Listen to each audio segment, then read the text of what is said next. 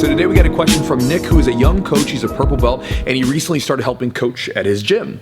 And he says that in his with his jiu-jitsu style, he is a sweeper. He loves sweeps, loves doing X-guard sweeps, half-guard sweeps, things of that nature. But he says he's finding himself when he's teaching, leaning towards always showing sweeps, right? Always showing the stuff that he's best at. And he knows that's not the best thing. He knows he needs to expand his game or expand his teaching. And so he sent me a message asking, I know everyone has a different style of jiu-jitsu. How do I teach people more about things like guard passing or other things that may not come as natural to me to help them and to be more comfortable at teaching? So, Nick, thank you for the question, brother. And again, you said you're kind of like, you're a newer coach, right? You haven't been teaching for a long time. Teaching's one of these things, man, where it's a skill. It's a skill to be able to like move around and look at people and then be breaking down these complex movements into really simple bite-sized chunks for other people. That's a skill. And I know that when I first started coaching, I stuck with what I was best at too. Like when I was a purple belt and I started coaching on these mats, well, they were red back then, but this room, I was coaching in this room.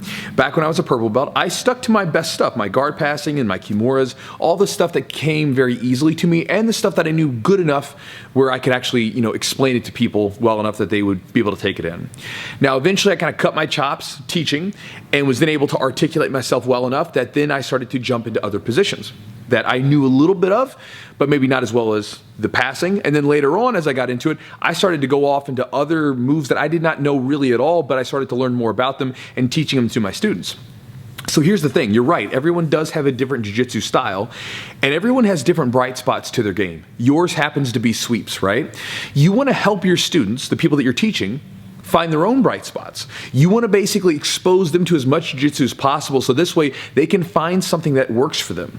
Because again, a lot of times if you have a particular body type and you stick to what you do best, your students are either going to learn how to use that if it works for them, or they're not going to be able to use it because, it's not the same body type.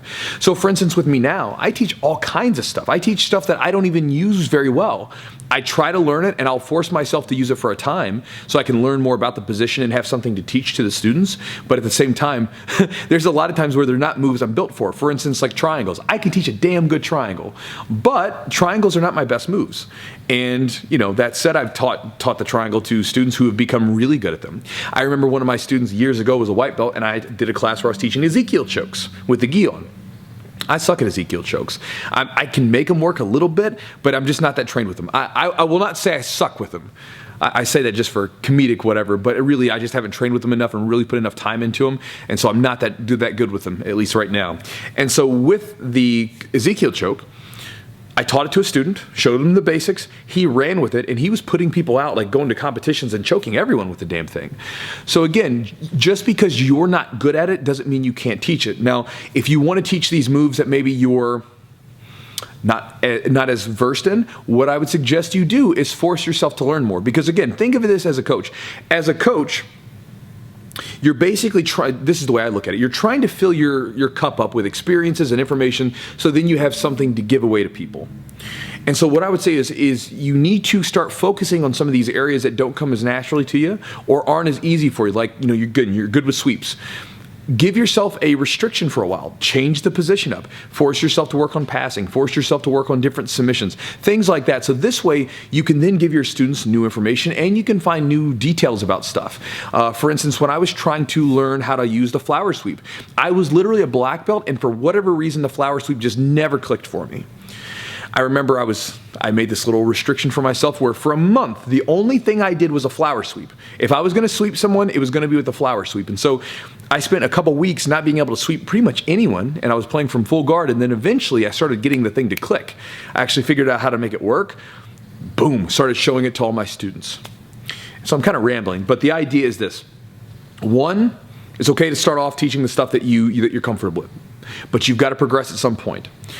The next thing is that I would definitely try to, expand your horizons with jiu-jitsu. This can be with instructionals and YouTube videos or your coach at your gym, and then going in and actually trying to use it. Force yourself out of your comfort zone. Force yourself to use different movements and different techniques and things like that. So this way you get a wider array of ideas and how they work that you can then give to your students. Now, you don't have to be great with them. It still may never be the best part of your game, but you at least have some experience with it that you can lend to your students. And then again, Just because it's not your bright spot doesn't mean it won't be someone else's. And so you want to share that information with your students if it's a good move. I share a lot of moves that don't necessarily work well for me, but I know they're moves that are very technically sound.